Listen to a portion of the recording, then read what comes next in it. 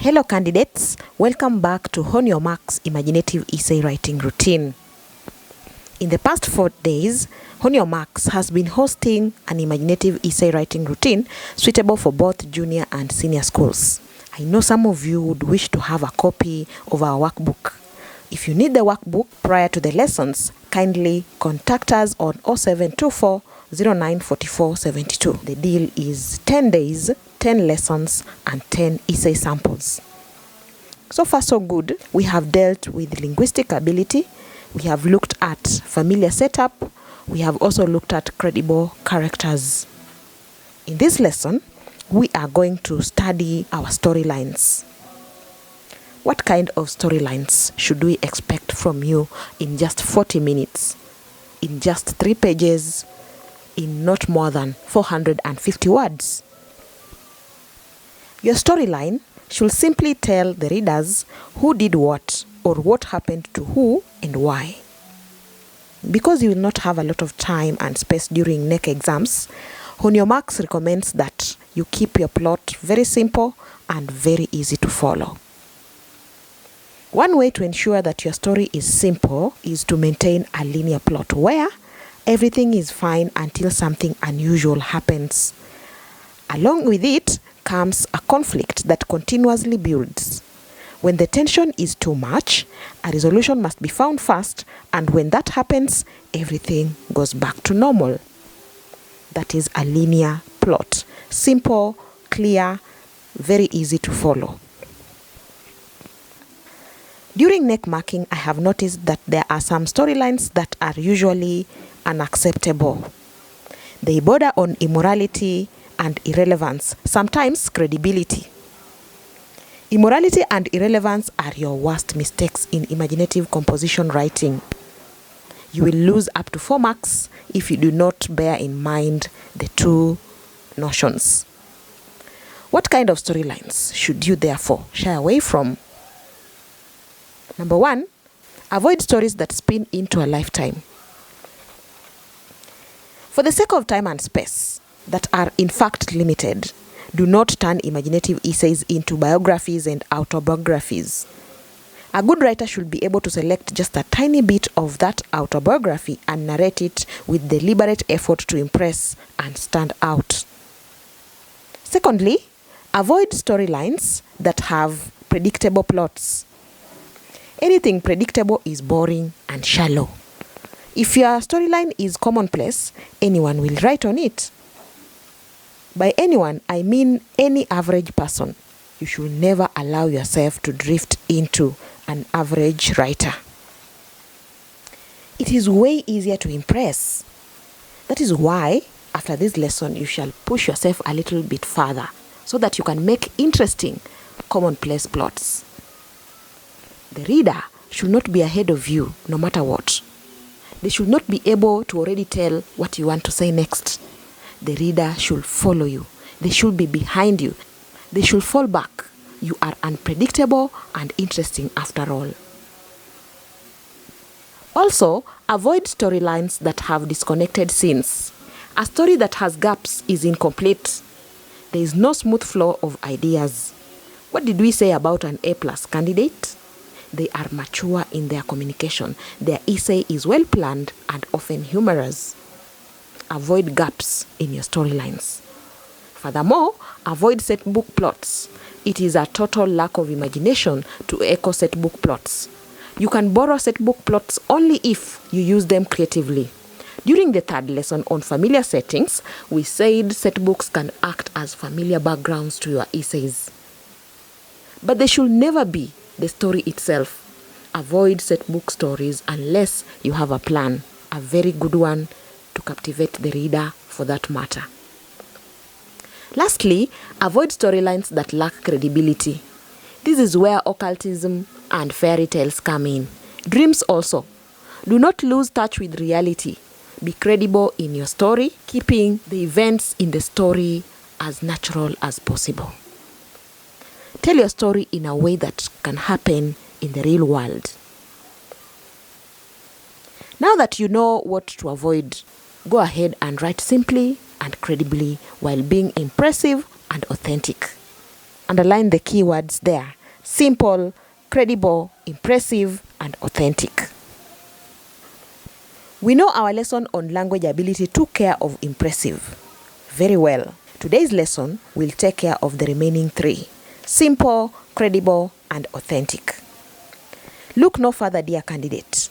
The rubrics must provide you with a platform to ensure all these are achieved. You must go back to the question: what is your assignment?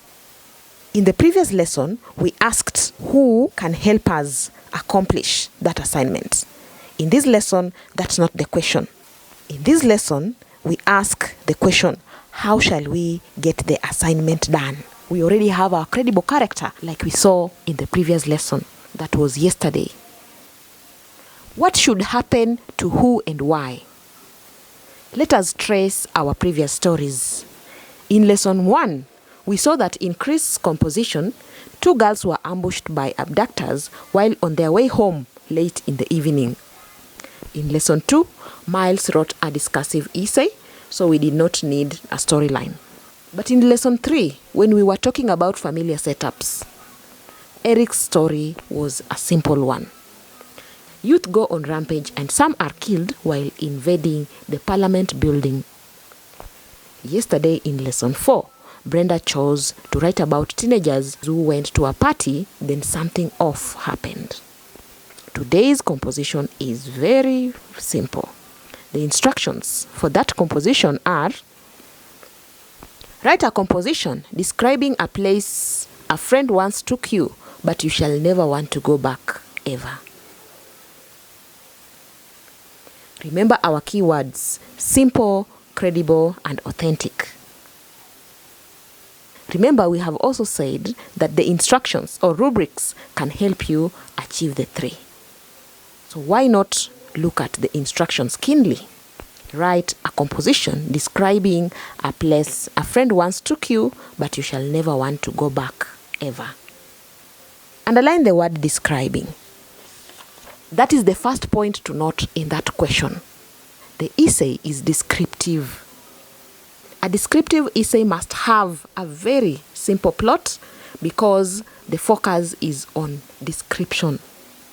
In such a composition, storytelling is not the big deal. Description is. So you need a very short, brief, simple plot while being as descriptive as possible. In descriptive writing, you say less of what happened, then focus on the setting. You make your readers have a mental picture of that setting. For that to happen, you need to appeal to the 5 senses of sight, hearing, touch, smell, and taste. You sort of stop narrating your story and tell us what you see, what you hear, what you feel, what you smell, or what you taste. So the rubrics demanding a description have specified the kind of story that you must tell us. A simple one with enough details about your setting. In your story, even though you will be descriptive, it must come out that there is a place a friend of yours knows too well.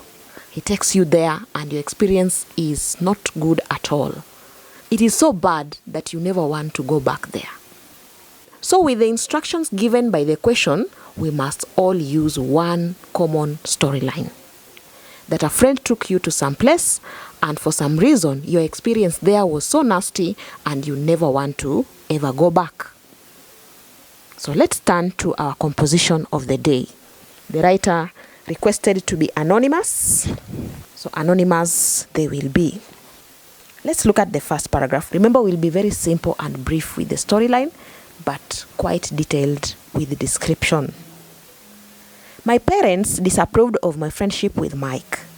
They had asked me to cut him off severally, but their advice fell on deaf ears. I insisted that they were looking down on him because he came from a very humble background. Yet what my parents saw while lying down, I could not see while standing right before it. Money was the root of all the evil. Mike was giving me a little of it daily to spend in school. He was finally going to show me how to make real money fast. I followed him. Mike and his friends were going to raid a supermarket godown. Why go to school when I could make money already?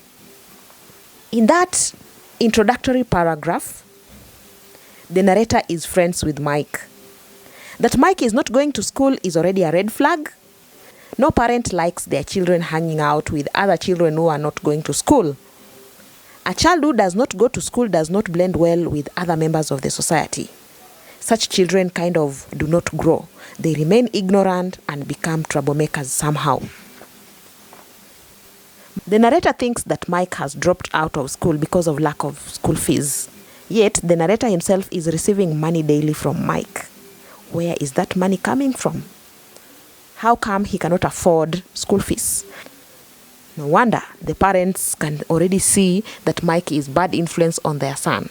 Yet the narrator has been blinded by the money. The narrator is hooked and decides to follow Mike, ignoring the warning and advice of his parents.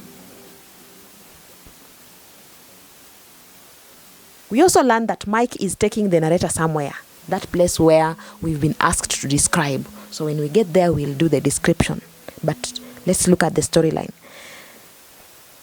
They are going to raid a go down. It already sounds that it is going to be such an experience. It is a grave mistake. We had said that in descriptive essays, we should hold the storyline a bit, then allow ourselves to look around, then describe what we see, hear, smell, feel, or taste. So that is exactly what we are going to do in the next paragraphs. No more storyline, just description. The five of us got in the go down after Mike messed up the big padlock on the door. The place was stuffy. All the windows were shut and the curtains that hung from them made the building dim. Thieves liked it that way. The roof was high and it will take you a minute to walk briskly to the far end of the building that also spanned so wide. What we had expected to be chaotic turned out a genius arrangement. There were stacks and stacks of cartons with all sorts of labels. On the left, the boxes were labeled with household brands. Many screamed fragile. There were tableware comprising dishware and utensils from different brands, colors, and materials. To the right stood cartons of snacks ranging from soft drinks to packs of cookies, crisps, and candies of all tastes. We were yet to spot what we would make away with. We went beyond the snacks and household utensils. Our eyes roved the extreme end of the go-down, and we saw cereals and sugar in brown and white sacks. There were neat 5 kilogram, 10 kilogram, and 50 kilogram packs. I remembered a burglar who was once caught stealing a 50 kilogram sack of maize flour and was made to carry it around the estate. That was so humiliating. And that was a premonition. I could not help but notice that in the other corner, on the far end of the building, there were rows of yellow 20-liter and 10-liter cooking oil jerry cans.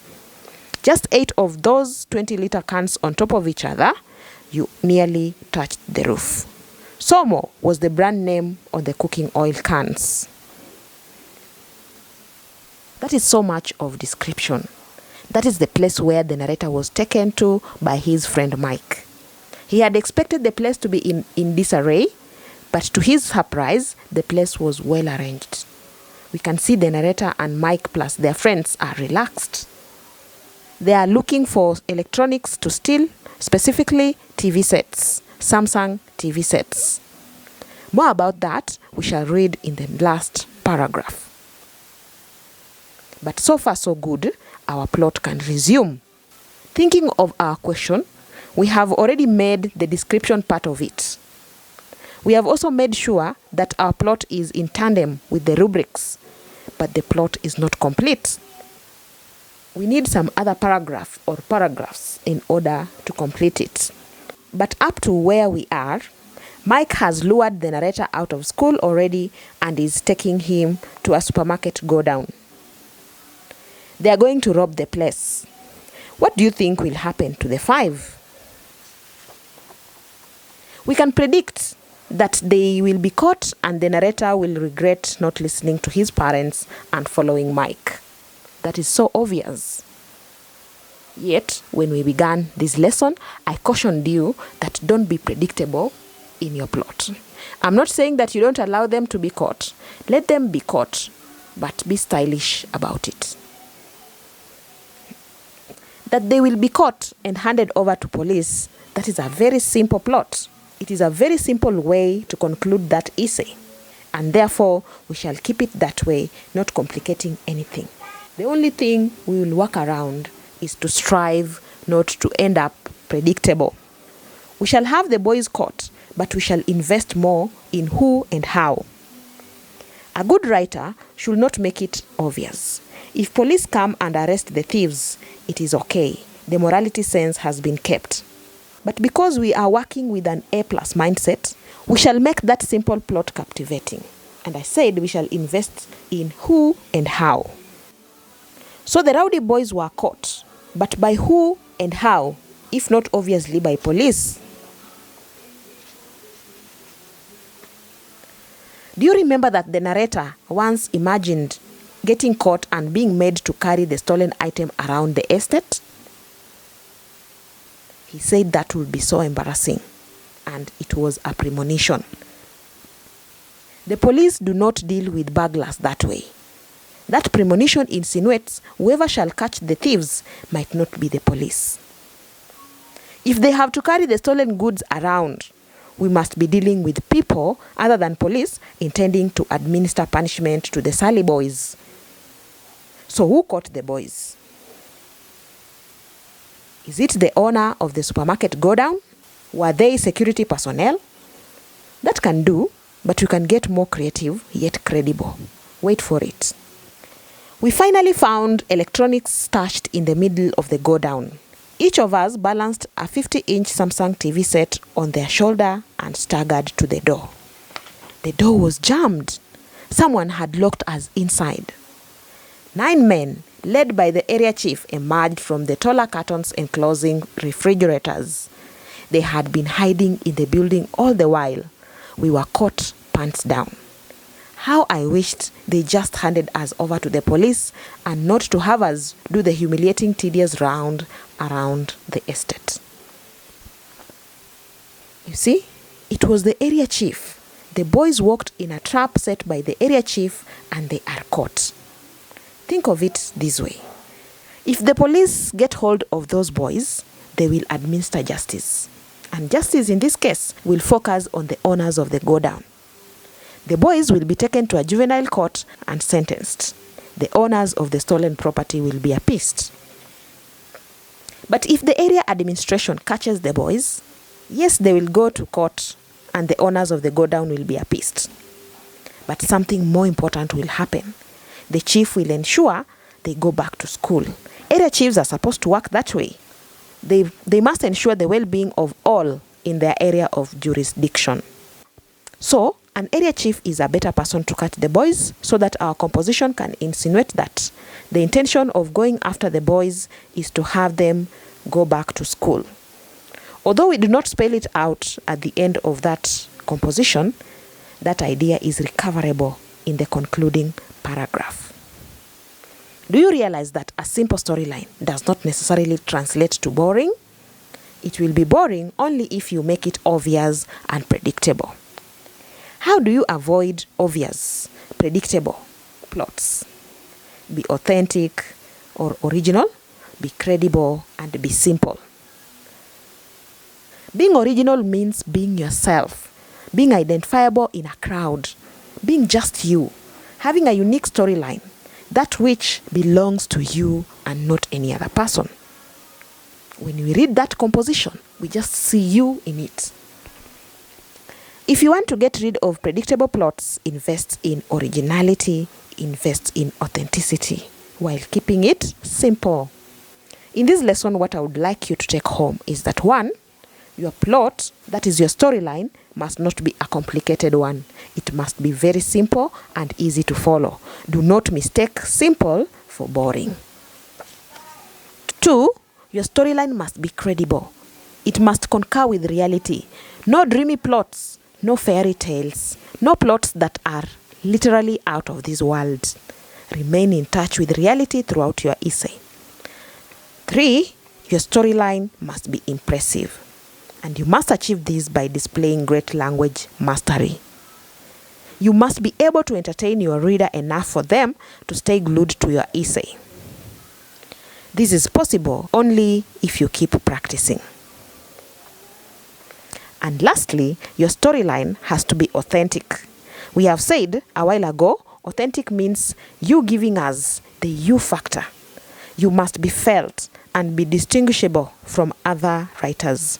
When it comes to the storyline, you must choreograph yours uniquely. Remember, the A+ candidate has a very definite spark. Their composition leaves a long-lasting impression. You will always remember it. The candidate communicates his whole self, connecting the readers to their feelings, their tastes, points of view, youthfulness, and even culture.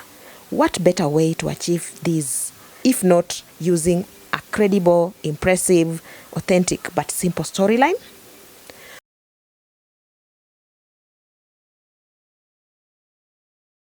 Parents disapproved of my friendship with Mike. They had asked me to cut him off severally, but their advice fell on deaf ears. I insisted that they were looking down on him because he came from a very humble background. Yet what my parents saw while lying down, I could not see while standing right before it. Money was the root of all the evil. Mike was giving me a little of it daily to spend in school. He was finally going to show me how to make real money fast. I followed him. Mike and his friends were going to raid a supermarket godown. Why go to school when I could make money already? 5 of us got in the godown after Mike messed up the big padlock on the door. The place was stuffy. All the windows were shut and the curtains that hung from them made the building dim. Thieves liked it that way. The roof was high and it would take you a minute to walk briskly to the far end of the building that also spanned so wide. What we had expected to be chaotic turned out a genius arrangement. There were stacks and stacks of cartons with all sorts of labels. On the left, the boxes were labeled with household brands. Many screamed fragile. There were tableware comprising dishware and utensils from different brands, colors, and materials. To the right stood cartons of snacks ranging from soft drinks to packs of cookies, crisps, and candies of all tastes. We were yet to spot what we would make away with. We went beyond the snacks and household utensils. Our eyes roved the extreme end of the godown, and we saw cereals and sugar in brown and white sacks. There were neat 5 kilogram, 10 kilogram, and 50 kilogram packs. I remembered a burglar who was once caught stealing a 50 kilogram sack of maize flour and was made to carry it around the estate. That was so humiliating. And that was a premonition.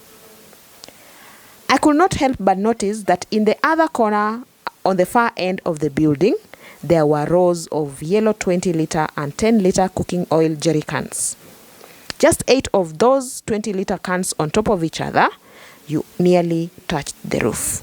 Somo was the brand name on the cooking oil cans. We finally found electronics stashed in the middle of the godown.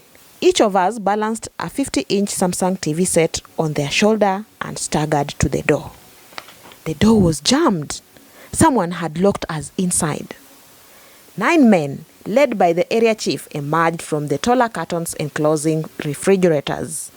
They had been hiding in the building all the while. We were caught pants down. How I wished they just handed us over to the police and not to have us do the humiliating, tedious round around the estate. So now, let's evaluate the merit items in this composition. What makes it an A+ composition? How many of merit ticks will there be?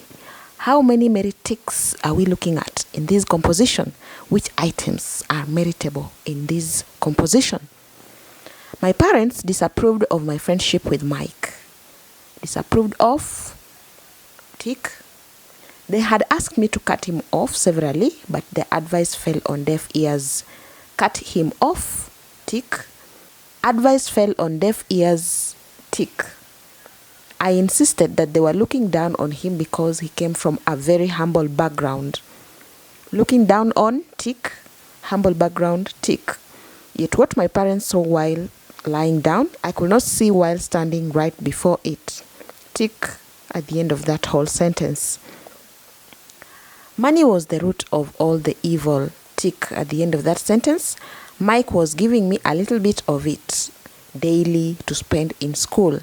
A little bit of it expands the term money very well. Tick. He was finally going to show me how to make real money fast. Tick on real money. I followed him. Tick. Mike and his 3 friends were going to raid a supermarket go down. Tick on raid, tick on go down. Why go to school when I could make money already? Tick at the end of that rhetorical question. The 5 of us got in the go down after Mike messed with the big padlock on the door. The place was stuffy. Tick at the end of that sentence. All the windows were shut and the curtains that hung from them made the building dim. Thieves liked it that way. Tick. Thieves liked it that way. The roof was high and it would take you a minute to walk briskly to the far end of the building that also spanned so wide. Tick at the end of that. Then spanned for good use of vocabulary. What we had expected to be chaotic, tick on chaotic, turned out a genius arrangement. Tick on genius arrangement. There were stacks and stacks of cartons with all sorts of labels. Tick on stacks and stacks of cartons. On the left, the boxes were labeled with household brands. Many screamed fragile.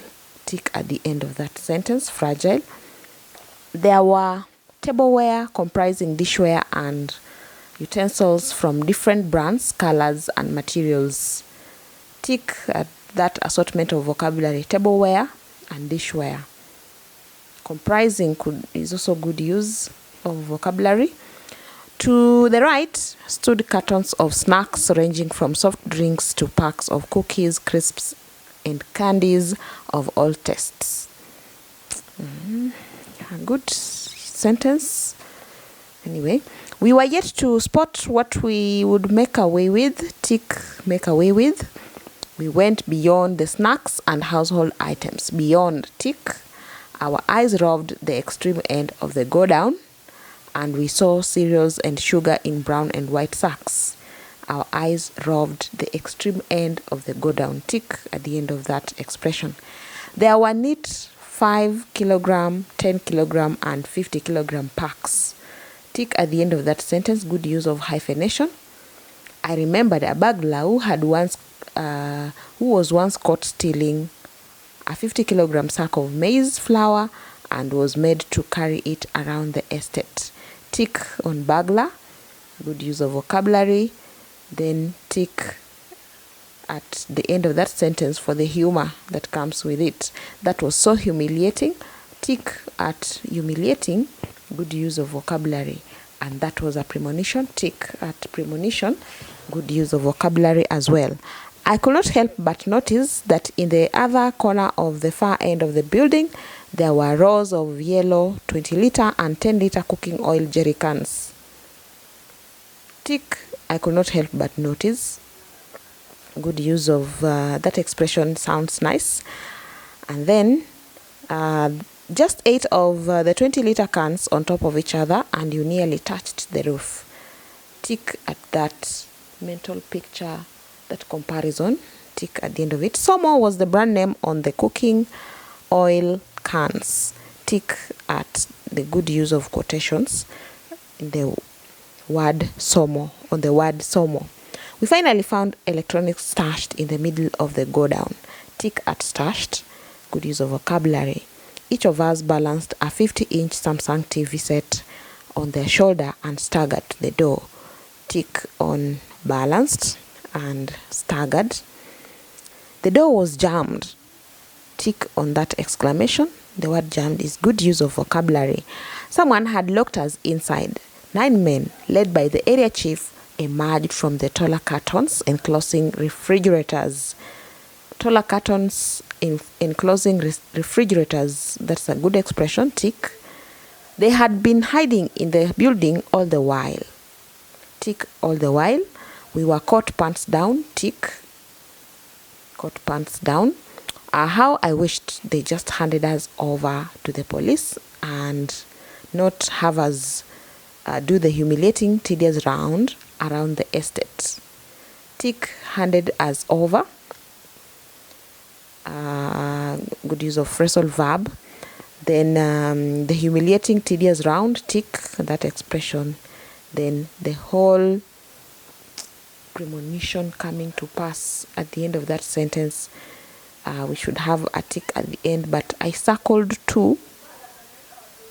If I circled 2, then that sentence is not meritable. That is that. This is an A+ student scoring 20 out of 20 because they really were deliberate about how they used their language. They went out to impress. It was a descriptive essay and we really got the description of the place. We got the description of the place vividly. The demands of the questions were met and I think this is a good descriptive composition.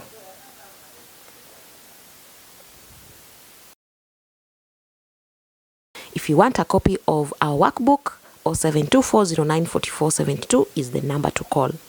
There are numerous sample essays in there, not for you to copy, but to build yours around. There are paragraphs walking the talk bit by bit, inspiring you to grow. Grab a copy of Hone Your Marks and start studying English Paper 3 the honest way. I have been your host teacher, Simiu LV.